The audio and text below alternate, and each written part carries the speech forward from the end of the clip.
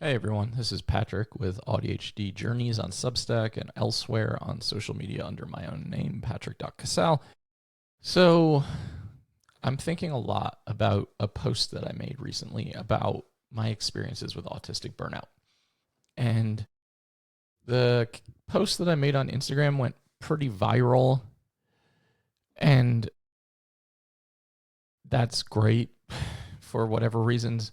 I want it to get in front of as many people as possible. But the other side of that coin is that how much one specific slide really resonated with people. And that's what's on my mind, because every single comment that I go through, and I unfortunately have a compulsive need to go through every comment and respond to almost all of them, which is exhausting, is the slide about disappearing, the fantasy or the romanticism of disappearing into the woods, into a cottage in the middle of nowhere. And how many of you were like, yes, that is exactly it. I have thought about this my entire life. Now, let me be very clear. When I am talking about disappearing, I don't mean ending life.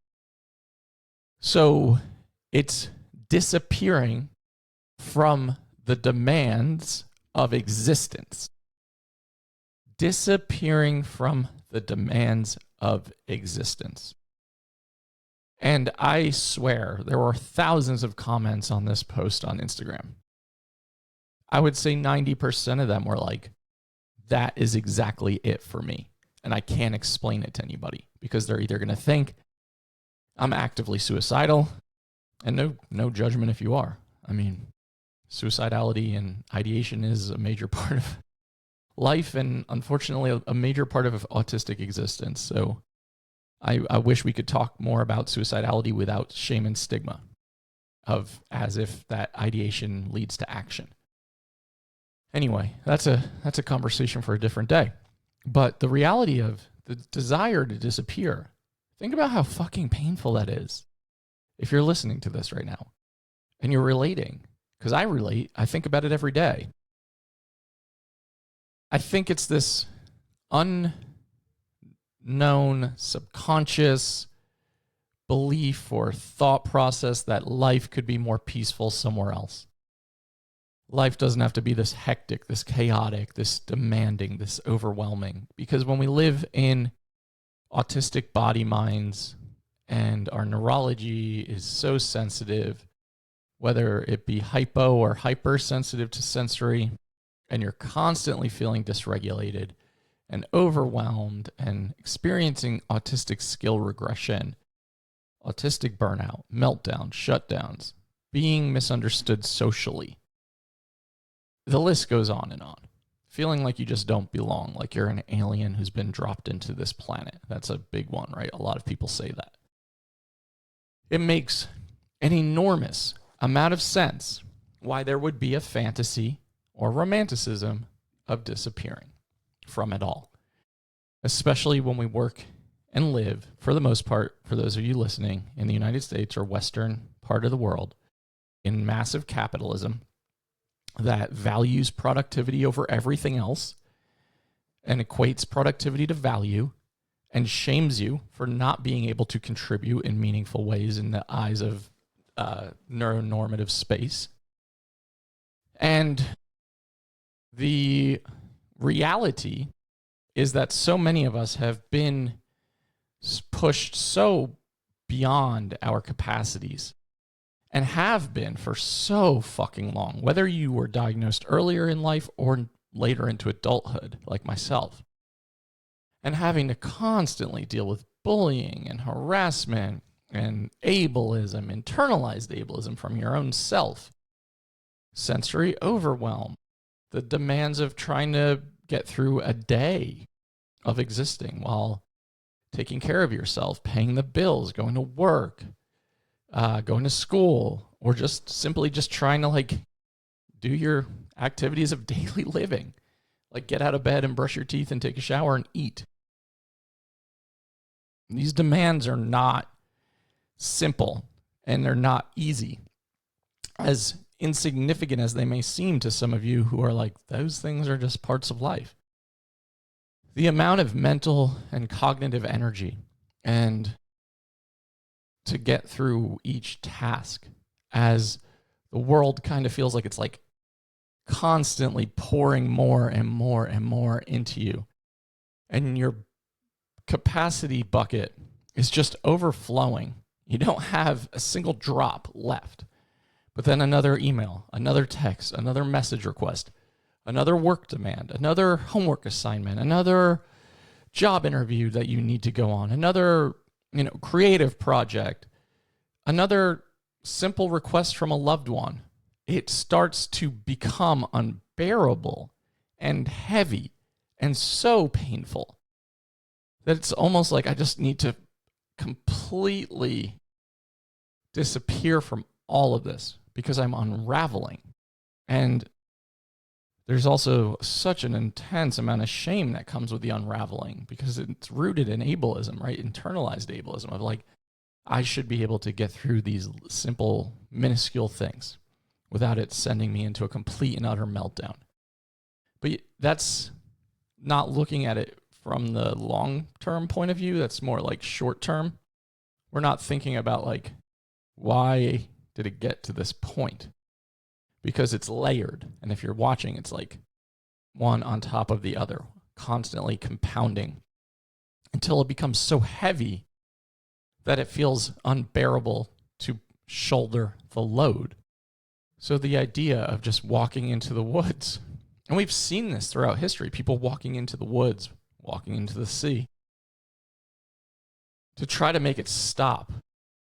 And I think for those of us who are fantasizing or romanticizing this idea that all of a sudden life would be simplistic, you'd be in the woods, you'd be in a cottage. That's the big image that comes to my mind. Mine is Ireland, and I'm always like, I'd be in the middle of Ireland in the countryside in the rolling green hills, and I'd be surrounded by sheep and donkeys and other animals, and it would be so peaceful, and nobody could bother me. Nobody could send me a message because I'd have no Wi-Fi. I'd never have to look at my phone, and I could just go outside and just exist in that world without a lot of extra thought process or energy. And I mean, it's a fantasy, right? Like, people live in Ireland and they don't feel that way. But that's what comes to my mind. And just getting into nature is so soothing for our nervous systems. It's so regulating. And so many of us spend way too much time in our homes or at work or, in the grind and don't get out enough into it, where we can spend a significant amount of time to simply sensory soothe and regulate. So it becomes this situation where you start to look at these drastic measures for reset. And it's just so fucking sad to see so many autistic people, myself included, who are suffering so much. And I feel like the intensity of the world is becoming more and more acute. It's becoming more in your face every second of every day. Economic uncertainty, the potential of nuclear war, like genocide, racism, homophobia, transphobia, wealth disparity. It's just a lot. And then on top of that, just trying to figure out what the fuck am I going to eat tonight? And do I have enough energy to go to the thing that I wanted to do 3 months ago? And that's been on my calendar. Or do I have to bail? Because I just don't have the spoons. I don't have the capacity to do it. And it becomes a lonelier existence. It becomes a much more closed in, almost reclusive existence. And you have to find those moments of joy, those momentary blips even to hold on to. Because it's really easy to be in this headspace and to go completely dark with it, as if nothing is meaningful or nothing matters. So I encourage you to really dig deep when you're feeling this way, just to find those little tiny moments of joy, special interests that you might still be able to access. I love animals, so if I can get to the farm nearby and spend time with them, that's really helpful for me, even when I'm unbelievably low. Soccer for me has been my entire life, and a lot of injuries, but have gotten back into playing, and that's been very good for me. I watch a lot of like cooking shows. I love competition cooking shows. A lot of fantasy like Game of Thrones, Lord of the Rings. I'm watching House of the Dragon for the like 5th time right now before the new season comes out. So it's like trying as hard as I can to include the things that actually fill up that bucket in a different way, even if it's a much slower drip, even if it feels like a trickle. It's just about accessing the fact that there is some positivity, there is some hope that things can be different, and continue to build that mental, cognitive, like emotional fantasy world of disappearance, and without feeling guilty for feeling that way. It's very, very, it's a typical response. You should read through the comments on this post. Like every single person relates to that slide. So this is not uncommon. You're not alone in it. And that's really important to know as well, because when we can humanize and normalize things that feel scary or different or taboo, then it's like, oh, it's okay that I'm feeling this way. It makes total sense that I want to go disappear into the woods, to be like living in a tree house surrounded by nature every day. Like it makes sense.